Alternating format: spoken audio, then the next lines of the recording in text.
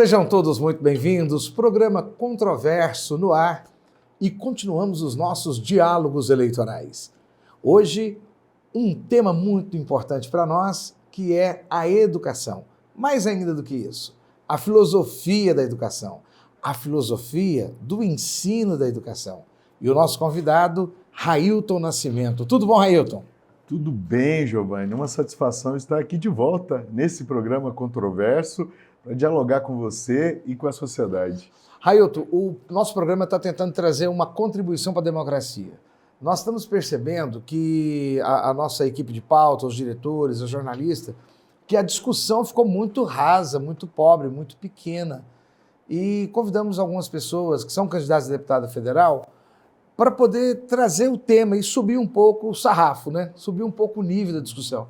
Nós tivemos uma discussão muito banal nessa pré-campanha sobre Deus, diabo, religião, sobre aspectos que eu acho que não interessam para a estrutura do país.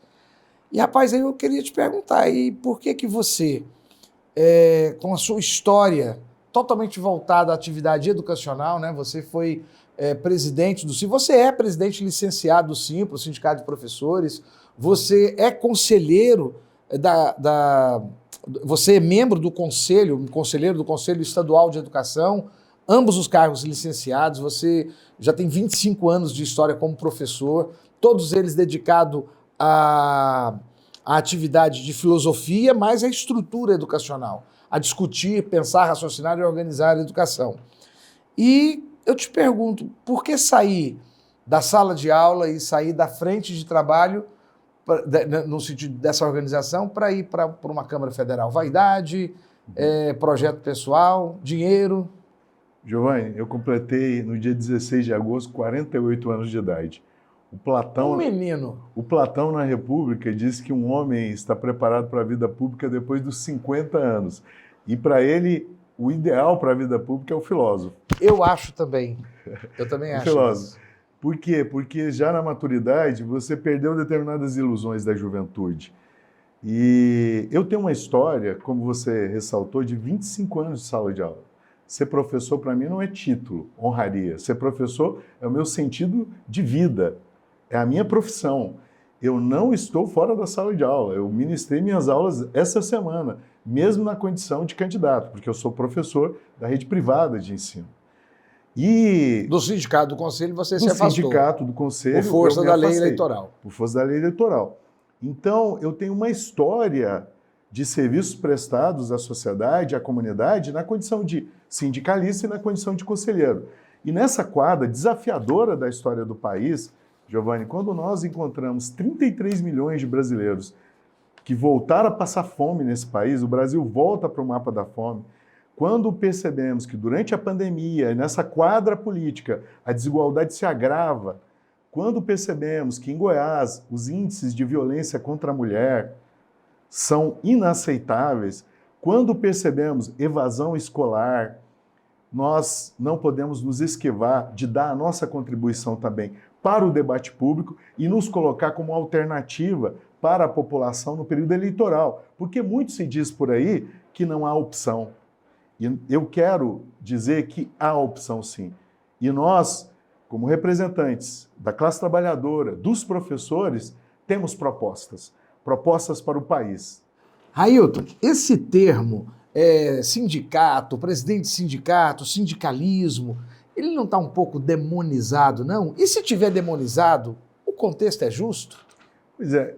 Na verdade, o que é um sindicato, o que é um sindicalista? Ele é um representante. Como você tem na sua igreja representantes de determinados movimentos que você cria, como no seu condomínio, você tem lá o síndico. Olha, síndico, vem da mesma palavra sindicato, que é representante. Então, na verdade, é fundamental e é, inclusive, constitucional. Sala de aula tem representante, tem representante, né? de sala. Né? E, inclusive, no Brasil, existe uma coisa extraordinária, que os sindicatos não são só sindicatos de trabalhadores, chamados sindicatos de representação profissional. As entidades patronais existem aqui. Pois é, e ninguém malha o sindicato dos empresários, né? Pois bem, Só o do trabalhador é que é malhado. Todos têm o direito de ter a sua representação. É justa. Se alguém faz mau uso da representação para benefício próprio e não para as causas coletivas, nós precisamos corrigir isso. Mas não dizer que ter representante ou construir representação é uma coisa ruim. Como na política. Se um representante político, seja ele deputado, senador, presidente da República, não serve aos interesses públicos, vamos para a eleição, vamos reprovar nas urnas e vamos eleger novas pessoas. E que, de fato, representem as nossas aspirações enquanto povo. Então, a representação é muito importante. Essa visão ela é distorcida mesmo. Então, eu vou aproveitar essa expertise sua e essa posição social interessante para te perguntar. Que dificuldades que o Sindicato dos Professores, como representante dos professores, vivenciou nesses últimos 6 anos que você esteve à frente como presidente?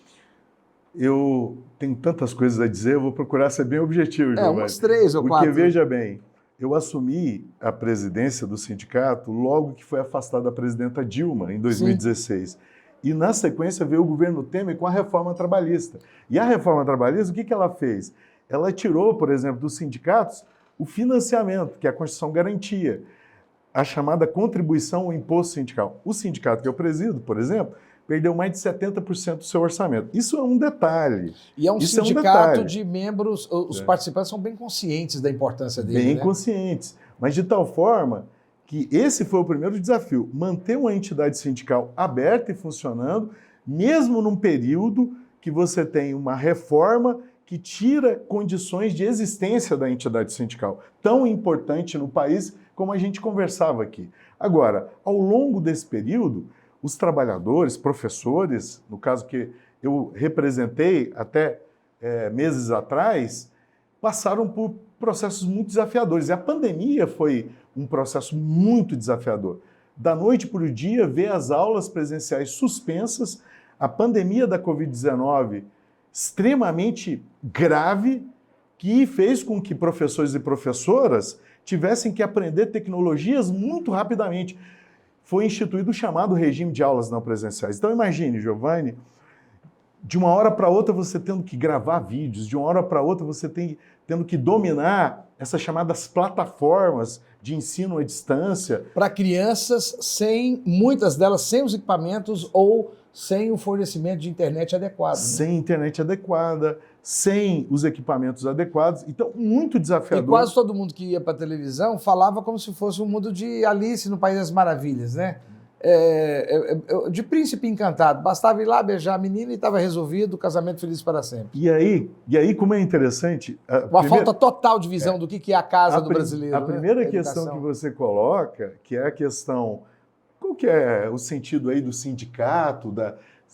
E aí você vê a importância, porque durante a pandemia, o Sindicato dos Professores dialogou com as entidades patronais, com o CEP, que é o sindicato que representa os mantenedores de Goiânia da educação básica, com o SINEP, que representa os mantenedores do interior, com o próprio SEMES, que representa o ensino superior, com a Secretaria de Estado da Educação, com a Secretaria de Saúde, Fátima Gavioli, Ismael, dialogamos com Flúvia, da Superintendência, também da Secretaria de Estado, com a AB, com o Ministério Público, Saúde, com a AB, com Defensoria Pública, exatamente para, numa concertação, tomar decisões que pudessem, naquele momento, proteger a comunidade escolar, veja bem, da pandemia, dos efeitos da pandemia, portanto, mantendo as aulas não presenciais, mas, ao mesmo tempo, mantendo as instituições de ensino abertas para que o direito à educação fosse mantido.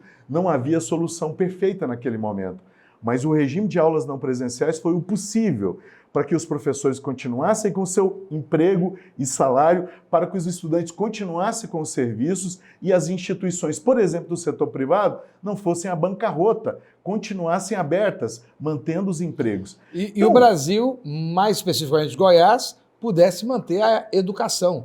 Você considera que foi um período perdido, 2020 e 2021? Não considero que foi um período perdido, até porque Goiás, Giovanni, foi o primeiro estado da federação A nota técnica da Secretaria de Estado da Saúde, do Ismael, ela foi publicada em 15 de março de 2020. No dia 17, 2 dias depois, o Conselho Estadual de Educação, sob a presidência do professor Flávio Roberto de Castro, na ocasião eu presidia a Câmara de Educação Básica, publicou a primeira resolução de instituição do regime de aulas não presenciais do país, que foi referência para os demais conselhos estaduais de educação, inclusive para o Conselho Nacional de Educação. Qual foi a sua participação nisso? Eu tive uma participação, eu presidi a Câmara de Educação Básica e eu defendi naquele momento, junto ao presidente Flávio, que nós deveríamos, sim, criar um regime de aulas não presenciais. Eu chamei, num primeiro momento, em diálogo com ele, de home office, para exatamente fazer isso que eu disse anteriormente, garantir as instituições de ensino abertas no nosso campo de representação do setor privado. Eu representava, naquele contexto, os professores e as professoras, e manter os serviços e manter, fundamentalmente, o emprego, o salário dos professores e das professoras garantido e, acima de tudo, a biossegurança de toda a comunidade escolar. E aí, esse resultado positivo, palmas para o Caiado ou não? Olha, o governador do estado, ele teve uma postura firme naquele momento da pandemia, no sentido de dizer basicamente o quê? Eu não vou embarcar numa onda negacionista, anti-ciência, anti-vacina. Essa postura do governador Ronaldo Caiado é uma postura que tem que ser respeitada, entendeu? Porque, de fato, ele foi na contramão daquilo que o presidente do Brasil, Bolsonaro, surfou naquele momento. E o ministro da Educação. Exatamente. Então, assim, a postura aqui foi uma postura diferente. A educação do estado de Goiás e dos outros estados ficou um pouco abandonada quando se olha o necessário apoio que o Ministério da Educação deveria ter dado? Eu penso que é o seguinte, a postura do governo federal sempre foi uma postura de cortar o máximo de investimentos, tá, para a educação. Por exemplo, suporte tecnológico.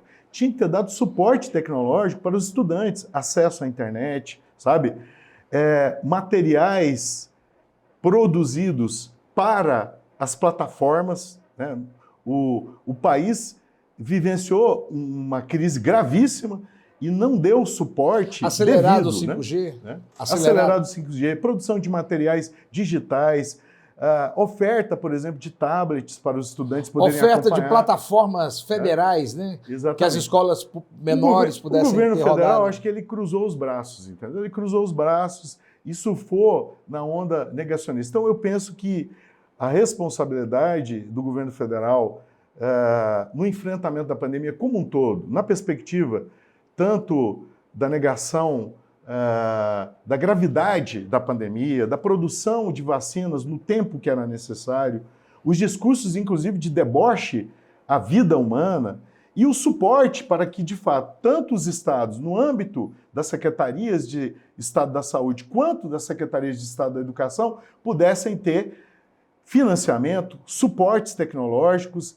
a contento para garantir a proteção da comunidade e educação para os estudantes. Num momento como esse aqui do nosso programa, eu estou imaginando aqui o meu internauta e o meu telespectador tá olhando para você e toda essa fala e perguntando quem é esse cara? Aqueles que não te conhecem, né?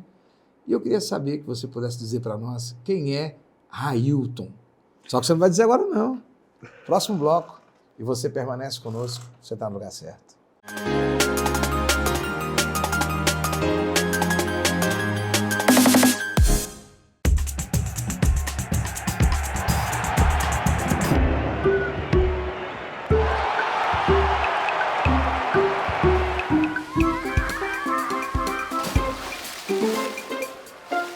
Dá para ver claramente nessas imagens quem dessas pessoas não tem um advogado. Ter um advogado para resolver seus problemas abre espaço para você viver com mais leveza. Aproveite melhor a vida. Contrate um advogado. OAB Goiás, impulsionando a advocacia, defendendo a cidadania. Olá, tudo bem? Sou o Pedro Luiz, sou diretor da Faculdade Falcão e eu tenho uma boa notícia para te dar. Quero falar com vocês sobre os cursos sequenciais de ensino superior.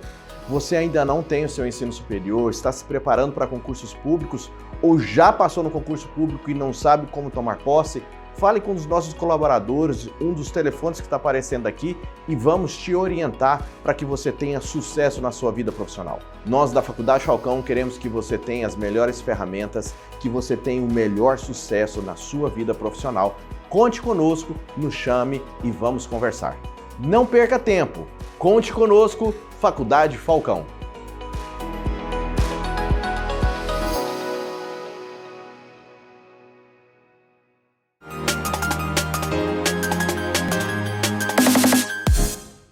De volta ao programa Controverso, nos nossos diálogos eleitorais, e continuamos com ele, nosso colega Railton Nascimento. Quem é Railton Nascimento? Essa é uma pergunta muito adequada para um filósofo, né? Quem é você? É altamente filosófica. Eu tenho 48 anos, nasci numa cidade do interior da Bahia chamada Correntina. Correntina da Sou filho Bahia. de um operário, de um trabalhador da construção civil. Você conhece um colega nosso chamado Laércio Correntina? Laércio Músico. Correntina, eu trato Meu o Laércio irmão. como amigo-irmão. Ele é meu irmão. Amigo-irmão. Esse é o Laércio. Filósofo também, inclusive mestre em estética. Eu sou filho de uma mãe professora que trabalhou na alfabetização de meio mundo lá na Bahia. Nós migramos para cá, eu tinha 2 anos de idade. Acompanhei meu pai no trabalho dele e me tornei professor de filosofia. Muito jovem me tornei professor de filosofia, pioneiro na volta da filosofia para o ensino médio, ali em 96, quando veio a LDB 93-94, e construí a minha carreira tanto no ensino médio quanto no ensino superior. E me tornei representante dos professores do setor privado de ensino. Mas Durante antes de 6 continuar, anos. Durante 6 anos. antes de continuar, eu quero voltar lá no Quem é Você. Casado? Exatamente. Sou casado com Milka, uma grande companheira, assistente social, meu esteio, minha companheira, que me dá muita força, ainda mais agora nessa empreitada de ser candidato a deputado federal. Sou pai do Arthur Nascimento, um adolescente de 16 anos, e sou pai da Luísa também, que minha esposa, a Milka, já tinha a Luísa, e a Luísa foi adotada por nós, né? Também por mim, né? Então, é minha filha. Sabe por que eu parei você? Você estava começando a dizer as coisas que você faz, onde você está inserido. Uhum. E a pergunta de quem você é, ela envolve um pouco mais da questão existencial, né? E aí eu vou fazer a puxada política. Cara que trabalha, que tem o seu próprio salário, um cidadão que está totalmente inserido no contexto social, um homem que é um homem de família. Isso não está um pouco fora do padrão que está sendo discutido sobre o perfil do esquerdista, que é um cara preguiçoso, que não trabalha, que não valoriza, que quer destruir a família? Vocês têm algum projeto específico para destruição da família, para fechamento de igreja? Tem alguma religião específica? Olha, essa é aquela visão estereotipada, né? Me permita dizer o seguinte, há inclusive uma confusão sobre esquerda e direita. Porque no Brasil, alguns pensam que esquerda e direita é como nos Estados Unidos, ser republicano ou democrata, e fechar na mesma pauta da guerra, na mesma pauta imperialista, na mesma pauta econômica. Ser esquerda, para nós, é você ter um compromisso realmente de desenvolvimento econômico, geração de riqueza, mas justa distribuição da riqueza. E as pautas da esquerda são as pautas da classe trabalhadora. Mulher é uma pauta importante, estudantes é uma pauta importante, meio ambiente é uma pauta importante. Combate ao racismo estrutural, Combate ao racismo que estrutural. estrutura a miséria no país. E a todas as formas de preconceito em relação à comunidade LGBT. Sim. Goiás, por exemplo, entre 2020 e 2021, aumentou em 375% o índice de assassinato contra pessoas trans, por E exemplo. por que é tão difícil das pessoas entenderem que quando eu sou um advogado progressista, eu sou pastor, eu sou evangélico e tem gente que fala, você é um evangélico liberal. Não, eu sou evangélico liberal. Eu desconheço isso. Eu sou uma pessoa extremamente fundamentada no evangelho, creio na mensagem que eu anuncio e apenas tenho uma coexistência pacífica com aquilo que é diverso de mim. Apenas isso. Por que é tão difícil as pessoas entenderem que quando nós tratamos essas pautas, nós estamos falando daquilo que Deus mais ama, que é o homem, a humanidade? Veja bem, esse preconceito em relação à esquerda, e você aqui agora me permita de chamar de pastor Giovanni, pastor, veja bem, se você lê com profundidade o Evangelho, quem é o Cristo? O Cristo é alguém que abraça os pobres, o Cristo é alguém que abraça a prostituta, a Maria Madalena, o Cristo é alguém que abraça o cego, Bartimeu. O canalha também. O Zaqueu. Os canalhas, sabe? os canalhas. Eu te falo porque... Então, assim, eu diria, e aí me permita dizer isso, que Cristo está muito ligado àquilo que eu entendo como esquerda mesmo. Por quê? Porque ele abraça os que sofrem, abraça a minoria, levanta a pauta da justiça e ele não está do lado dos opressores, ele não está do lado do imperador romano, de Pôncio Pilatos, ele não está do lado, inclusive, das autoridades religiosas do seu tempo. Ele foi para a cruz não foi porque ele fez acordos com os poderosos, mas porque ele abraçou os mais humildes e foi visto como um perigo revolucionário do seu tempo. De tal forma, então, que a gente tem que ter muito cuidado, porque tem gente aí que diz que defende Deus, defende a família, defende isso, defende aquilo, e na verdade prega o ódio, na verdade prega o preconceito, na verdade prega a si mesmo, não aquilo que é a essência da fraternidade, do amor e da solidariedade. Então, para mim, isso é muito claro. Eu fico vendo algumas publicações de alguns colegas evangélicos e eles não entendem como a defesa maniqueísta que eles entraram é absurda. Porque senão eu teria que defender mais ou menos um Cristo assim. Aí, ô Tiago, José, Bartolomeu, chega mais, compadre. Vamos meter a porrada nesse vagabundo aqui e traz aí, vamos dar um tiro na testa dele. Aonde? Aonde que está uma religião que possa ter esse tipo de enfrentamento em nome da proteção à família? Nós temos, na história do cristianismo, relatos maravilhosos de famílias inteiras, pela fé, sendo abusadas pelo Império Romano, né? Violadas de forma absurdas, mas eles mantêm a integridade do princípio de conexão com o alto. Mas fica para um próximo bate-papo, né? Eu te perguntei se você tem se você expressa alguma profissão de fé, se você tem alguma ligação. Sim, eu sou católico. Inclusive, sou sobrinho de um padre. Meu padrinho é padre.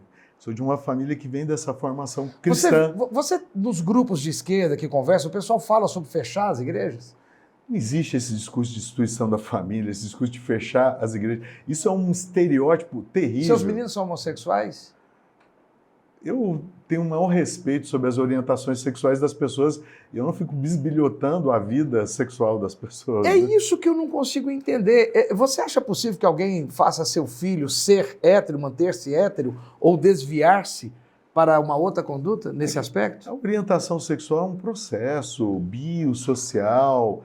Não é, por exemplo, a ideia de que professor em sala de aula vai doutrinar alguém para a ideologia de gênero e a pessoa vai se tornar homossexual. E que a direita, que a esquerda se presta a esse serviço de ficar fazendo esse tipo de coisa. Nós respeitamos muito as orientações sexuais e eu acho que a gente tem que respeitar, porque quando não acontece isso, e quando o preconceito é reforçado, a violência aumenta. E essa população sofre agressão física, homicídio e tudo mais. Agora, não é o nosso papel ficar bisbilhotando a vida sexual de ninguém. Nem dos nossos filhos. De forma e nem questionar os nossos pais. É algo extremamente íntimo. Exatamente. Agora, tem uma coisa que eu acho que essas pessoas não pararam para pensar. Existe, parece que um levantamento, talvez eu erre o percentual. Me parece que na humanidade, de uma forma geral, 8% há uma característica específica dessa tendência a ter essa identidade homossexual, né? Ou seja, mesmo no contexto de qualquer grupo, sempre haverá essa presença. Então, nesses grupos conservadores, nesses grupos de direita e de extrema-direita, também os há. E será que essas pessoas ficam sendo tolhidas ali dentro? Eu acho que essa falta de mentalização, de pensamento, de raciocínio da humanidade, enquanto humanidade, respeitar os seus limites, ela é uma coisa que está faltando muito hoje em dia. Tá vendo? Eu trago um filósofo aqui, eu começo a filosofar, é brincadeira, Giovanni, começo a raciocinar. E as pesquisas têm mostrado claramente que o que preocupa o brasileiro hoje não é exatamente essa chamada, entre aspas, pauta dos costumes. O que o brasileiro está preocupado? Emprego de qualidade. O que o brasileiro está preocupado? o combustível. O que ele está preocupado? Com a feira, o salário Inflação. mínimo. O salário mínimo que não se valoriza há 4 anos.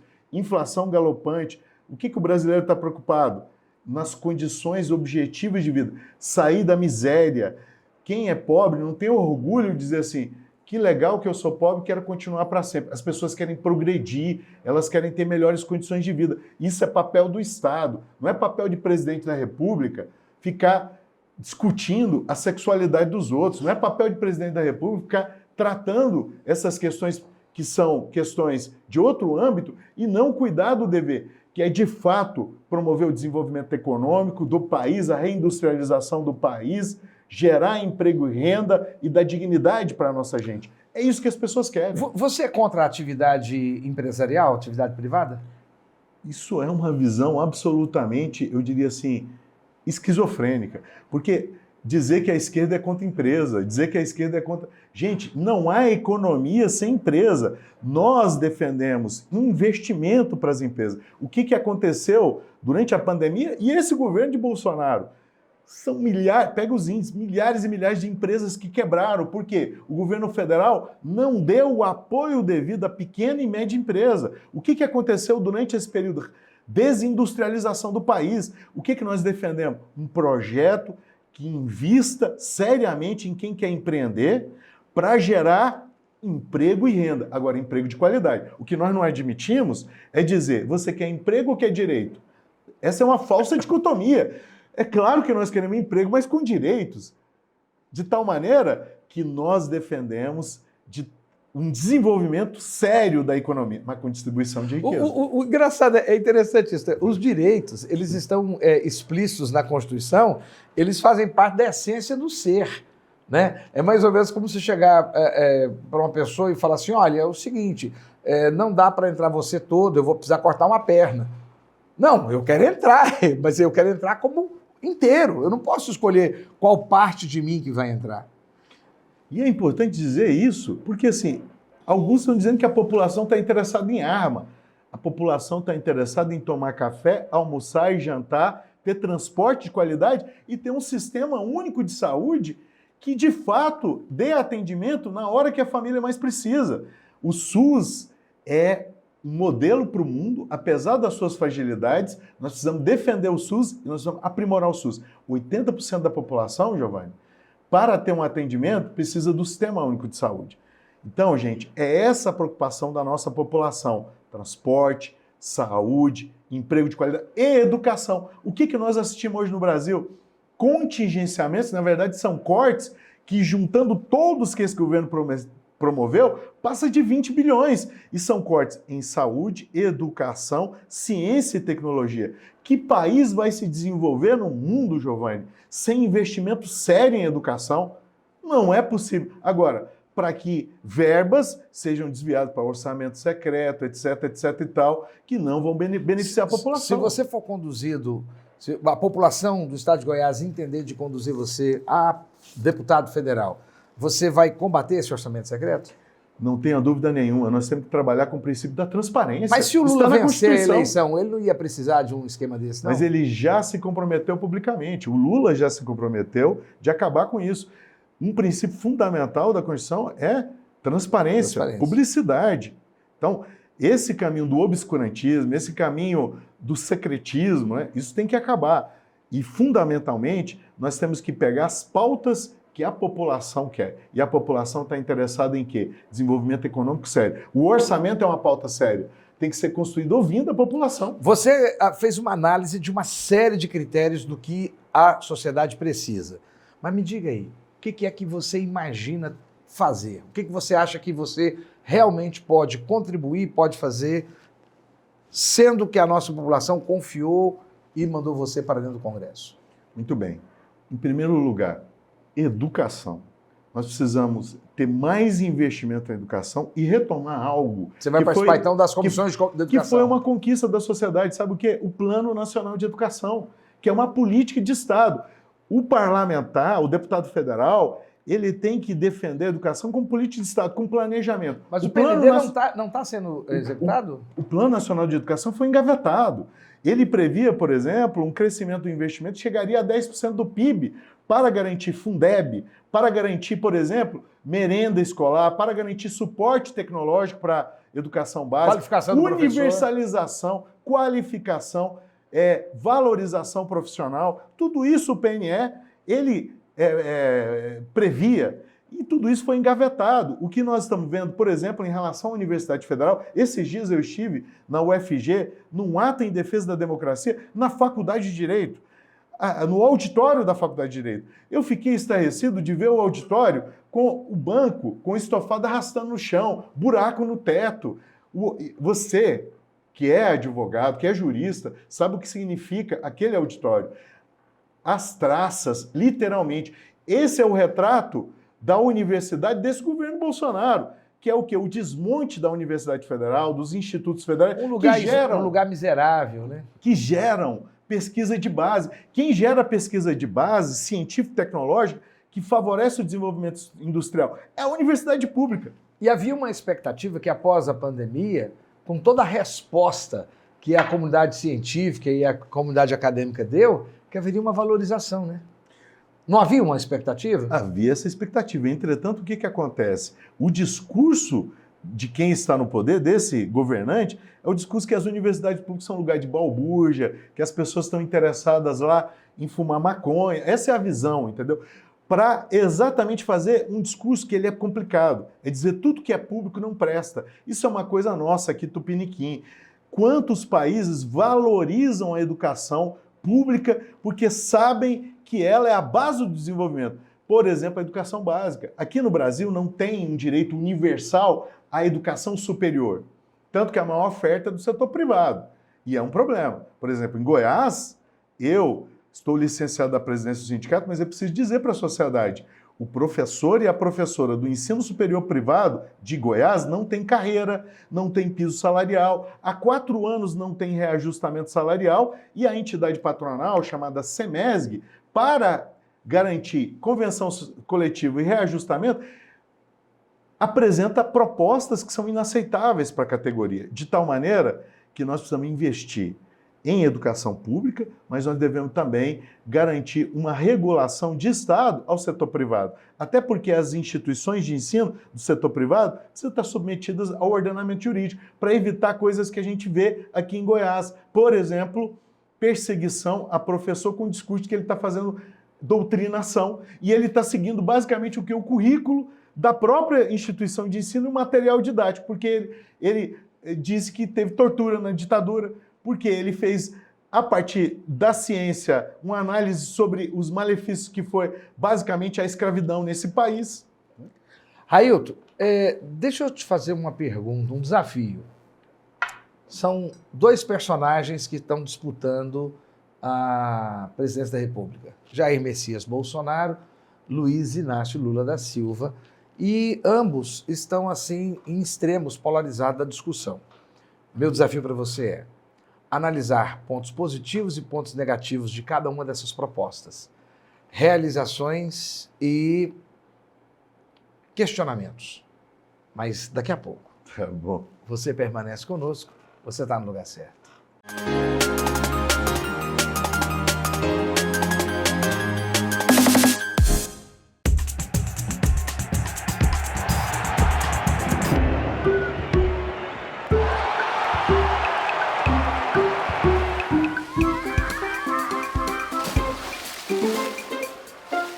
Dá para ver claramente nessas imagens quem dessas pessoas não tem um advogado. Ter um advogado para resolver seus problemas abre espaço para você viver com mais leveza. Aproveite melhor a vida. Contrate um advogado. OAB Goiás, impulsionando a advocacia, defendendo a cidadania. Olá, tudo bem? Sou o Pedro Luiz, sou diretor da Faculdade Falcão e eu tenho uma boa notícia para te dar. Quero falar com vocês sobre os cursos sequenciais de ensino superior. Você ainda não tem o seu ensino superior, está se preparando para concursos públicos ou já passou no concurso público e não sabe como tomar posse? Fale com um dos nossos colaboradores, um dos telefones que está aparecendo aqui e vamos te orientar para que você tenha sucesso na sua vida profissional. Nós da Faculdade Falcão queremos que você tenha as melhores ferramentas, que você tenha o melhor sucesso na sua vida profissional.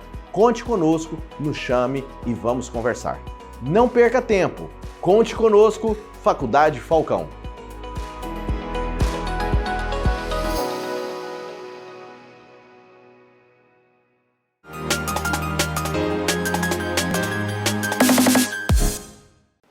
Programa controverso, terceiro e último bloco. Estamos nos diálogos eleitorais hoje. O presidente licenciado do Simpro, professor de filosofia, os bastidores aqui foram maravilhosos com Railton Nascimento. Railton, eu deixei uma bomba na tua mão, queria que você respondesse para a gente. Uma análise de Jair Messias Bolsonaro, Luiz Inácio Lula da Silva, no exercício das suas presidências, mas trazendo primeiramente um ponto positivo de cada um deles, o qual justificaria aí a reeleição de cada qual. Tá, Giovanni, eu sou, por formação, filósofo. E o filósofo ele tem um compromisso com a verdade. Claro que a verdade ela não é absoluta. Existem perspectivas de verdade. Sob a minha perspectiva, o meu olhar, um presidente como Bolsonaro, que atentou contra a democracia, que é o princípio fundante do Estado Nacional e da participação política, é muito complicado eu ver virtude em alguém que coloca em risco a própria existência da política, sabe? Então, eu tenho muita dificuldade de enxergar virtude nesse líder político. Nem o controle de gastos, dos excessos de gastos das Mas estatais. Isso não é mérito dele, isso veio lá de trás, né? São medidas que já vêm dos governos anteriores. O Fernando Henrique instituiu essa legislação fundamentalmente da responsabilidade fiscal, né? A transposição, medidas que vieram do São Francisco, a transposição... ele só inaugurou, né? Só, entendeu? É muito difícil você apontar. Sabe por quê? Ainda mais aí que eu fico mais à vontade, porque eu estou diante de um pastor. E eu sou professor de ética. E como professor de ética, eu estudo as virtudes. E estudar virtude é você basicamente perceber o seguinte: quais são as atitudes que são exemplares? Alguém que atentou contra a democracia, alguém que, no momento que a população mais precisou de um líder que acalmasse a população, debochou de milhares de pessoas morrendo, atentou contra o projeto de vacinação da população, sabe? Gerou insegurança, mostrou que não tem virtude, que é a virtude daquele, mesmo numa concepção paternalista, né? Do pai que abraça a família, sabe? Que acalma, que aponta a solução, que une a todos, né? Ele não mostrou virtude, então tem muita dificuldade. O Lula não errou muito também, não? Eu acho que não existe... O Lula errou com o Ciro, quando ele deixou o Ciro de lado e abraçou a Haddad e a Dilma? Vamos lá, eu penso assim, aí eu tenho que fazer uma análise política. Eu acho que o presidente Lula nunca atentou contra a ordem democrática, em primeiro lugar. Segundo, nos momentos mais difíceis da vida do país, Lula esteve à frente. Processos, por exemplo, na época da crise sanitária de chikungunya, momentos difíceis da vida nacional, mas, acima de tudo, quando ele abraçou projetos para combater a fome do país, quando ele tirou o Brasil do mapa da fome, quando o seu projeto econômico colocou o Brasil como grau de investimento, quando o Brasil se tornou liderança regional na América do Sul, quando o desemprego no país chegou a praticamente índice de pleno emprego, batendo 4,5%, 5%, quando políticas geraram riqueza no país e distribuíram riqueza, como diz o próprio presidente Lula, o andar de cima e o andar de baixo se beneficiaram do desenvolvimento econômico e da distribuição de riqueza. Então é muito diferente a perspectiva de alguém que teve a responsabilidade de dialogar com todos os setores da sociedade e de liderar um projeto de desenvolvimento da nação, de beneficiar trabalhadores, empresários na perspectiva do desenvolvimento. Então, acho assim, em relação ao presidente Lula, teve muito preconceito, tá? Teve problemas, claro, todo governo tem problemas, né? Eu não vou aqui dizer e tapar o sol com a peneira que não teve problemas, mas eu acho que os índices, aí você tem que trabalhar da perspectiva, pega os índices econômicos, desemprego, desenvolvimento econômico, grau de investimento, sabe? Criação de universidades, a garantia do Fundeb, sabe? Leis de combate à violência contra a mulher, né? Maria da Penha, sabe? Então, assim, são muitos índices positivos em relação a esse que nós aqui comparamos. Mas então me explica, o que é que está dando errado no Brasil? Por que nós não somos aquilo que nós podíamos ser? Muito bem, é até emocionante essa pergunta. Somos um país rico em biodiversidade, nós somos um país rico em criatividade. O povo brasileiro, olha a arte, olha a música, olha a dança do povo brasileiro. Somos um povo trabalhador, certo? O problema, eu acho que é o boicote que determinados setores da própria elite econômica do país, que não tem compromisso com o desenvolvimento nacional, mas tem compromissos internacionais, com investidores internacionais, em tornar o país não soberano, mas subserviente a outras potências internacionais para ter ganhos locais. Então, há um boicote. O Brasil precisa de liderança política que, de fato, garanta a soberania e a democracia e dê condições ao povo que é trabalhador, dê condições ao povo para poder desenvolver-se, empreender, sabe? E o Estado tem que cumprir um papel que é o papel de vetor desse desenvolvimento. O Estado não pode ser um instrumento de injustiça. O Estado tem que garantir o seu papel de vetor do desenvolvimento. Portanto, investindo novamente no processo de reindustrialização, nós temos que retomar uma política, por exemplo, em relação à Petrobras, de conteúdo nacional. Nós temos que retomar, por exemplo, uma política em relação ao SUS, de autonomia na produção de vacinas, de insumos e de linhas hospitalares. O Brasil voltou a ser dependente de linhas internacionais. O Brasil está importando linhas que ele já produzia.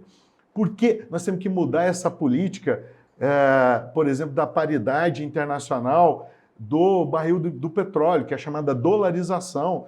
Nós temos que ter uma política, não essa eleitoreira, que abaixou o combustível agora, como medida eleitoreira. Nós precisamos realmente retomar uma política da Petrobras que dê condições à população de se beneficiar da riqueza produzida pela Petrobras. Ailton, eu vou estender isso aí, eu acho que é um pouco mais. Eu queria que você, brasileiro que está me ouvindo, prestasse atenção no que eu vou dizer. Mais do que mexer na questão do preço do petróleo, nós precisamos tratar do abastecimento da nação de uma forma geral. Nós temos que vender o excedente. Essa é a estrutura do capitalismo. É isso que a América faz, é isso que a América do Norte faz, é isso que a Europa faz. A Europa, ela bota para comercializar o excedente, mas há uma garantia interna de abastecimento. É o que se fazia, o governo militar fazia isso com a Cobal. Eu não entendo por que esse pessoal não entende isso. Na época do Fernando Henrique, na época de todos os governos que precederam o atual governo, essa questão do abastecimento interno, e não é que ninguém aqui, não é que as pessoas aqui estão contra, por exemplo, o agronegócio. Tá certinho, que legal, vamos ter sim. Mas antes eu preciso viabilizar o chacareiro que abastece as capitais, os grandes centros. Vou deixar você falar isso aí, porque eu sou aqui um entrevistador, vou deixar para você falar isso. É fundamental, porque como pode um dos maiores produtores de proteína do planeta... Não vou trazer filósofo aqui mais não, fica instigando a gente a pensar. Um dos maiores produtores de proteína do planeta Terra... Pessoal passar fome. O pessoal na fila do osso. Como pode um dos maiores produtores de grão do planeta... O pessoal comprando sambiquira. Que alimenta o mundo. Você ter 33 milhões de brasileiros passando fome. Você vê que tem um desmantelo na política. Realmente havia a Cobal ali que você disse, e tal, que tinha esse papel de regulação de preço no mercado para que a população tivesse condições de comprar o seu arroz, o seu feijão, o seu bifinho, o seu frango. Estabelece primeiro o abastecimento interno, faz a política de controle de abastecimento interno e aí o excedente vende. É uma lógica que precisa ser mudada, vai manter do mesmo jeito, você vai manter a balança comercial. Porque o que acontece é que nós estamos hoje tendo bilionários, aumentou parece que o número de bilionários no Brasil, me parece que em torno de 28% a 30%, e os milionários do Brasil aumentaram em torno de 25%. O que isso representa? Gente, esse papel aqui, ele é o nosso PIB. Esse PIB não aumentou pouquíssima coisa. Então, se os bilionários aumentaram, se os milionários aumentaram, da onde que veio esse dinheiro? Giovani, esse dinheiro não veio de fora. Giovani, e quem diz defender a família, Deus e a família, e cria uma política que faz a mãe e o pai de família passar fome e que cresce a miséria e a desigualdade social, o que isso vai garantir? Olha, aumento da prostituição, exposição das crianças à violência sexual, O tráfico de drogas, o narcotráfico vai cooptar esses adolescentes. Porque eles querem... Aí é a destruição da família. E aí que vem um ponto... Essa é a verdadeira destruição da família. E foi esse ponto que eu acho que a Márcia Tiburi foi muito infeliz na colocação dela, quando ela disse que ela entendia a lógica do assalto. Não, o assalto é errado, é um crime, tem que ser punido e a pessoa tem que ser presa. É uma violência contra a pessoa e contra o patrimônio das pessoas. Mas o que eu acho que ela quis entender é o seguinte, que o ser humano ele é um ser de desejos. E um jovem, um adolescente, ele ainda não tem o domínio das suas vontades no sentido de separar absolutamente essas questões. E o desejo é muito grande de ter, de ser, de participar. Sabe, nós temos uma sociedade que está com grandes feridas. Você pode tentar nos ajudar a identificar um pouco dessas feridas e nos ajudar a saber como que você pode tentar ajudar a resolvê-las? Meu querido Giovanni, acho que a maior ferida é essa falsa dicotomia que se estabelece no país e que cria a divisão de um povo tão fraterno, tão afetuoso como é o povo brasileiro. Famílias divididas hoje em dia em cima de falsa dicotomia que foram cooptadas, inclusive, por um pseudo-discurso religioso e você tem autoridade para tratar esse assunto, que não tem fundamento no Evangelho, sabe? Mas qual discurso religioso? Que esse discurso, por exemplo, do ódio. Alguém que se diz cristão, o representante cristão, e pregar o armamento da população, pregar o ódio contra minorias, contra homossexuais, contra mulheres, contra negros, quilombolas, sabe? E isso não é um discurso que pode ser cristão. Então, nós precisamos reconciliar a população. E reconciliar a população é, de fato, criar uma grande frente de brasileiros e brasileiras que têm apreço pela democracia, pela cidadania. E aqui nós precisamos pensar numa frente, para além dessa dicotomia esquerda e direita. Quantos têm compromisso, de fato, com a democracia e com a reconstrução nacional? Vamos de braços dados. O que não é possível unir com fascismo, com nazismo, com quem trabalha para destruir a democracia, aí não tem como unir. Mas todos aqueles que têm consequência, nós podemos unir e reconstruir o nosso país, que é lindo, num projeto de retomar a nossa fraternidade. Eu vou fechar o programa e eu gostaria de jogar para você aí uma última bola. Dentro disso nós estamos conversando, porque alguns pensadores dessa... Eu não considero são pensadores de direita. Eu entendo que nós temos pensadores de direita maravilhosos nesse país, gente que construiu raciocínios realmente interessantes. Eu entendo que são pessoas que estão vivendo um momento político. E eles dizem que a esquerda trouxe e promoveu, nós éramos um povo unido, um povo maravilhoso antes da esquerda implantar o comunismo no Brasil. Né? Eu já perguntei para várias pessoas, por favor, eu preciso do dia, da hora, da data e o ano em que o comunismo foi implantado no Brasil. Né? Eu tenho muito interesse e os seus principais personagens. Mas eu queria que você fechasse dizendo o seguinte, esse pessoal, eu comi muito tempo falando besteira, volta para mim, por favor. Cancela tudo, tá bom. Volta. 3, 2, 1, gravar. Railton, muito legal o que você trouxe agora nesse momento, e eu tenho poucos minutos para encerrar. Eu gostaria que você me ajudasse a responder para algumas pessoas o seguinte. Estão dizendo que antes da esquerda, e quando eles falam isso, eles querem dizer antes de Fernando Henrique Cardoso.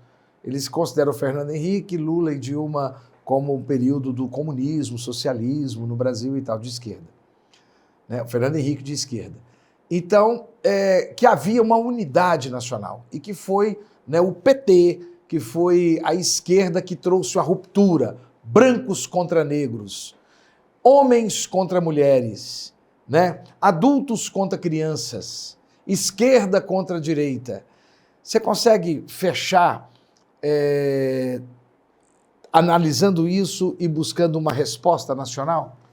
Fundamentalmente, o discurso de que o comunismo foi implantado no Brasil é uma piada, né? Até porque muitos nem entendem o que é comunismo. Railton, eu já pedi, eu quero dia, mês, hora e os principais personagens. Uma coisa é o socialismo real, outra coisa é o comunismo, que se você for analisar Atos 2:42, a comunidade, todos viviam fraternamente em comunhão. Dividiam o pão e os recursos. Isso é comunismo. É. Na minha perspectiva, o que aconteceu no Brasil foi que durante 500 anos as elites governaram o país. Você nunca teve um governo popular. Então o Brasil ele passa pela experiência com o presidente Lula, operário, sabe, que ascendeu ao poder. Então havia muita expectativa das minorias sociais, populações afrodescendentes, indígenas, a questão da agricultura familiar, que é algo também muito controverso e incompreendido, que é o que é a reforma agrária. A questão da participação da mulher no poder. Mulher no a poder. questão do racismo estrutural não era percebida. O combate a essas questões todas veio a lume. Então, esses governos trataram de frente essa questão e mais. Desenvolver a economia distribuindo riqueza, incluindo, combatendo fome. Na verdade, foram conquistas que nem na perspectiva capitalista são assim tão avançadas. São pequenas conquistas se você compara com os 500 anos de governo de elites. Mas esse pouco, a empregada doméstica que passa a ter direitos e passa a viajar, sabe? Trabalhadores que têm valorização salarial, estudantes negros que agora acessam a universidade pública. Esses ganhos, para muitos, é comunismo, é socialismo. Então, é um preconceito sem igual. Raio, estamos chegando no final do nosso programa. Foi um prazer conversar com você novamente. Quero, mais à frente, que nós possamos ter outros encontros como esse para conversarmos, inclusive um pouco sobre religião, quem sabe. Mas, por enquanto, acho que o grande tema é esse país. Muito obrigado por ter aceitado o nosso convite. Deixa aí nossas câmeras para que você possa fazer suas considerações finais. Giovanni, eu te agradeço muito e a todos que assistiram. Quero dizer o seguinte, você tem uma veia filosófica forte. Eu quero voltar aqui para a gente debater filosofia. E eu, depois de toda uma trajetória, 25 anos em sala de aula, representante dos professores, coloco agora à disposição o meu nome para assumir o maior desafio da minha vida, que é ser representante dos goianos e das goianas no Congresso Nacional como deputado federal. E você permanece conosco. Você está no lugar certo.